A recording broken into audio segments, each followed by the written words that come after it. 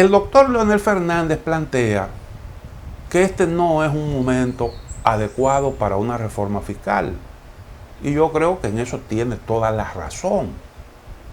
Porque imagínese usted, es como pedirle un esfuerzo físico a alguien que acaba de salir de un centro médico, de una UCI, de una unidad de cuidados intensivos, que está convaleciente en su casa, que tú le pidas que vaya de Santo Domingo a Boca Chica corriendo en bicicleta. Es un esfuerzo que para una persona que está en forma, que está en salud, puede que no sea una cuestión del otro mundo, pero una persona que acaba de salir de un hospital que está en convalecencia, le resulta un esfuerzo realmente complicado.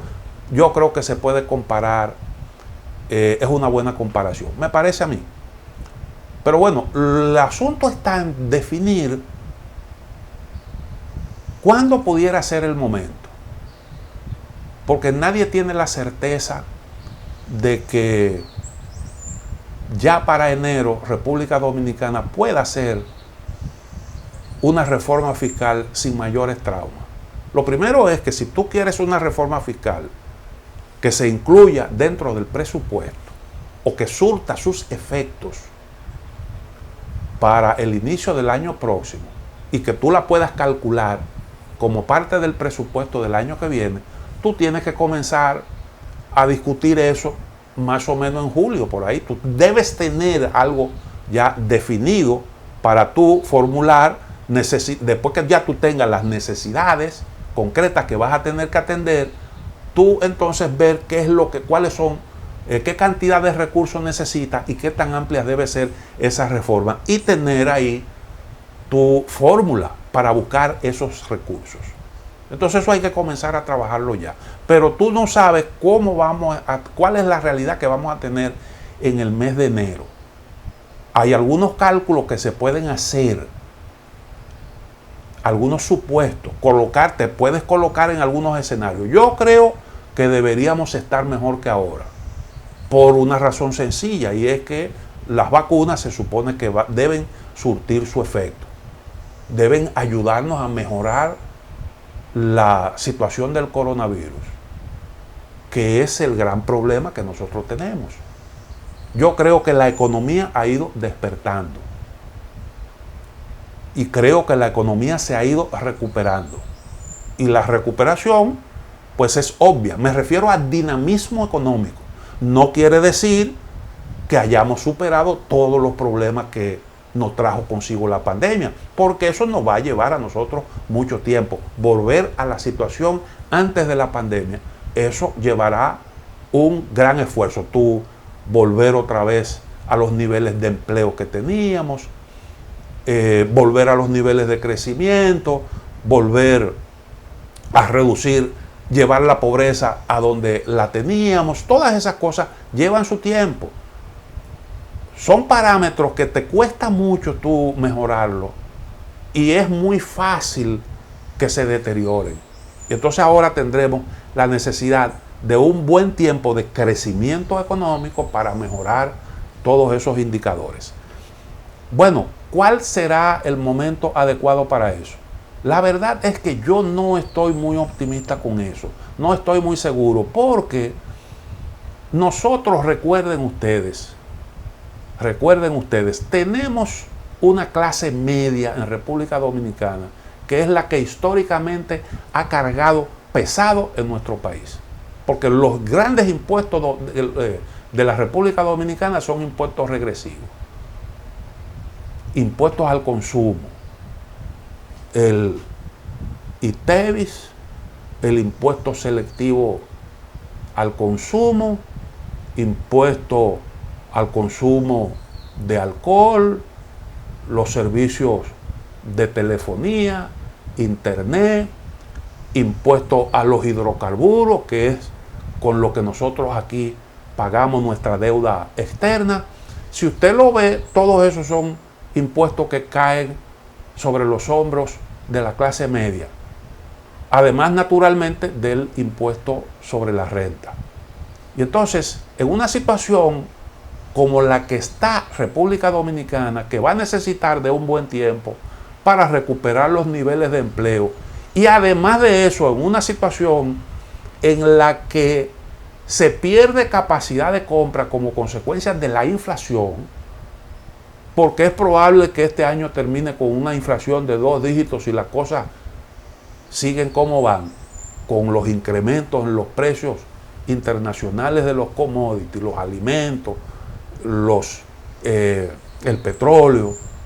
No sabemos hasta dónde realmente eso va a llegar, porque hay por ahí unos vaticinios en ese sentido que se basan en una etapa supuestamente en la que la demanda se incrementa y la oferta tendría que colocarse, que ponerse a tono con ese incremento de la demanda como consecuencia del despegue económico producto de los incentivos que se están aprobando en muchos países.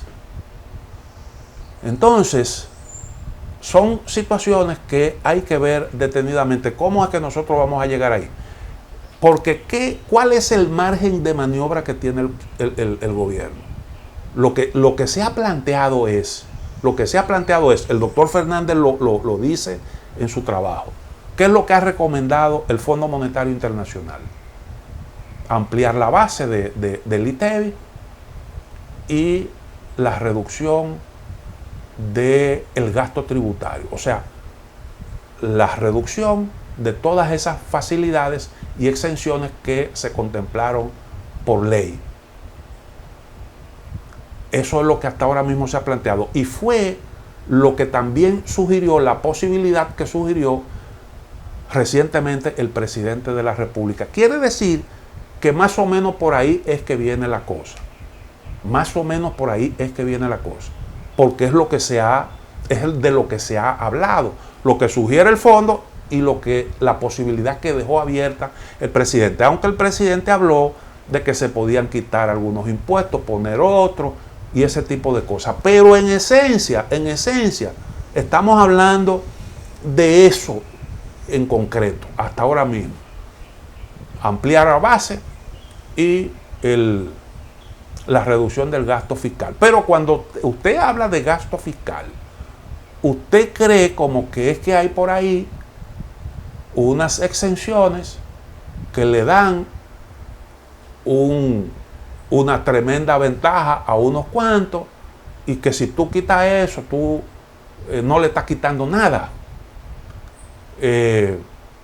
a nadie, sino que le estás restando un favor que tú le estabas haciendo. Si se puede calificar de favor alguna exención del impuesto. Pero en la práctica, la reducción del gasto tributario, en el caso de República Dominicana, tendrían sus repercusiones. Habría que ver qué es lo que se está contemplando. Porque, ¿cuál es el gasto tributario que nosotros tenemos aquí? ¿Cuáles son esas exenciones de que estamos hablando? Bueno, lo primero es, echémosle un vistazo a eso. Echémosle un vistazo a eso. ¿Cuáles son las exenciones? En primer lugar, tenemos unas exenciones al impuesto sobre la renta a las personas físicas. Porque aquí, recuerden que se gravan los ingresos, los salarios, después de determinados montos, con un porcentaje que va desde un 15% hasta un 25%. Si la memoria no me falla, eso comienza desde los 29,000 o 34,000 pesos, algo así, con un 15%. Y después hasta determinados montos, un 20% y después un 25%. Tú vas a reducir eso, o sea, vas a modificar eso para hacer que paguen más los que tenían esa dispensa y que se aprobó precisamente porque se entendía que una persona aquí que gana 29,000 pesos, ese no se puede considerar un ingreso excesivo, ni siquiera, bueno, esos que aparecen exentos o que pagan menos, es precisamente por tomando en consideración el poder de compra y tomando en consideración el costo de la canasta familiar. Entonces, esa es una que hay ahí, una de las exenciones. Y entonces nosotros tenemos también una forma de deducción de los impuestos, que es lo que le llaman Pay as you earn. Ese es el sistema Pay, que no requiere de una declaración de bienes. Hay otros países que sí tienen eso y el ciudadano tiene que hacer su declaración. En Colombia se intentó modificar eso y entonces se obligaba, a partir de unos determinados ingresos, se obligaba a las personas físicas a hacer su declaración jurada de bienes. No se contemplaba impuesto alguno, pero sí se modificaba para esas personas, sí se les obligaba a hacer una declaración. Y esas fueron de las cosas que generaron la mayor indignación en Colombia. Porque la gente no es tonta y la gente se da cuenta de que después de eso iba a venir el tablazo. Por algo quieren que tú declares. Y después de que te establecen eso como una obligación, la renta va a estar detrás de ti. Y entonces a partir de ahí se establece fácilmente cualquier gravamen. Bueno, hay otra exención que es la deducción de gastos educativos hasta un límite de 10% de la renta neta imponible y un máximo del 25% del trámite exento de la renta. No sé hasta qué punto aquí la gente hace uso de eso, pero esa es una exención que existe. Los gastos educativos con esas condiciones te lo pueden deducir de tu pago de impuestos. Esa es otra. ¿Vamos nosotros a modificar eso? Es una pregunta. Otra exención, el salario de Navidad, que está exento del pago de impuestos. El gobierno intentó modificar eso y fue una de las medidas que más indignó a la gente, porque el dominicano con su salario navideño es ñoño, y desde que se mencionó eso, la gente realmente reaccionó de una manera muy, pero muy negativa. Entonces, esa es otra exención. Y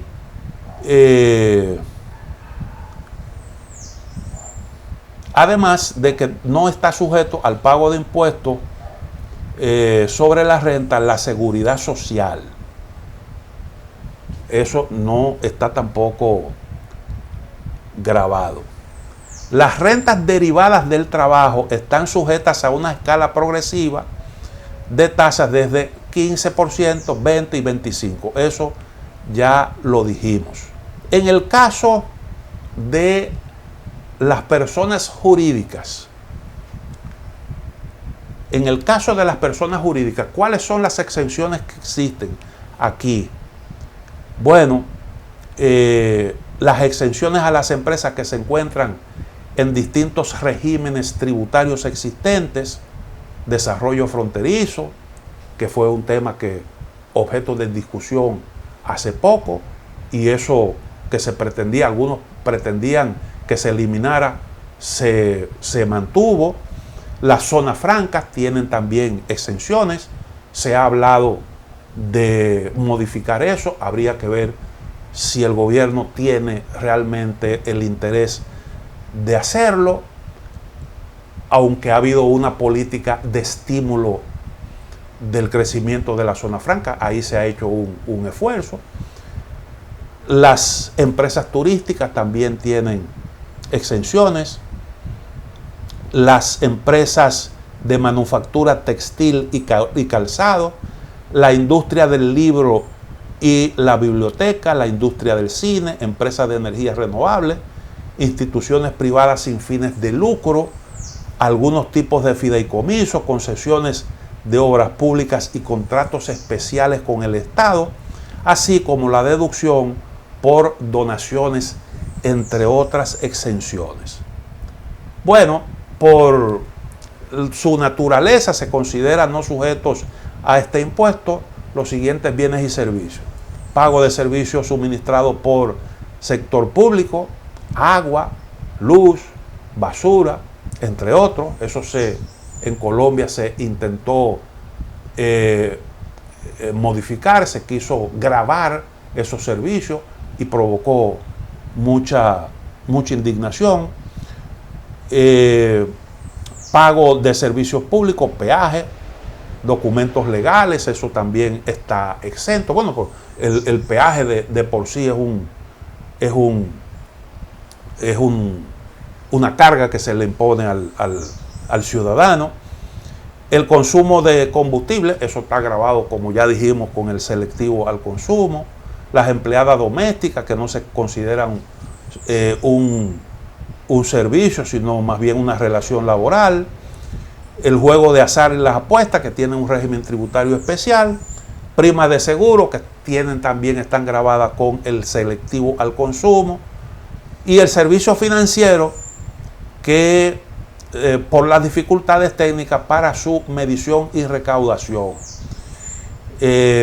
no están tampoco grabados el transporte público de pasajeros.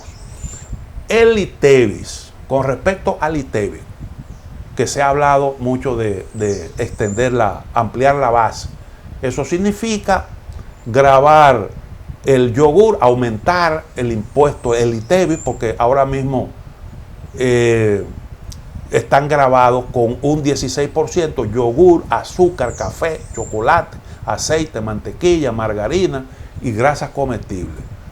Entonces, cuando se habla de ampliar la base, se está hablando de incrementar el ITEVIS a los alimentos, que no es como algo muy sabio en un momento en el que los precios se incrementan, tú encarecer la canasta básica, la canasta familiar.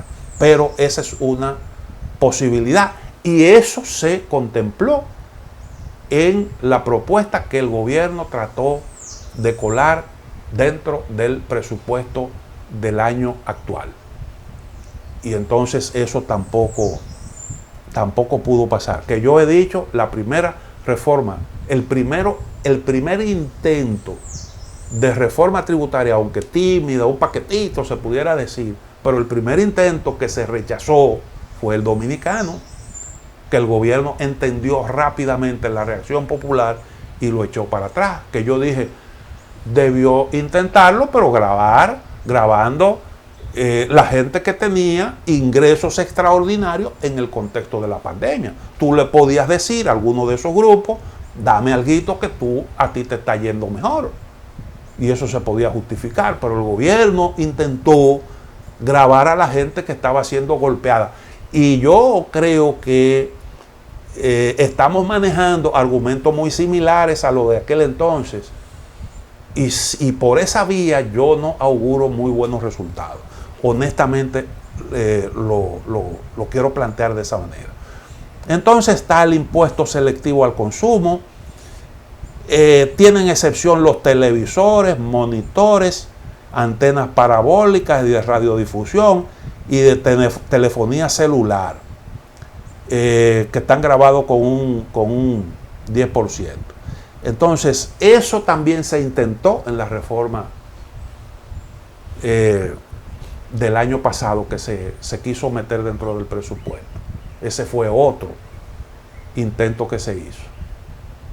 ¿Volverá el gobierno a intentar lo mismo? No sé, pero ya la población eso lo rechazó. Entonces,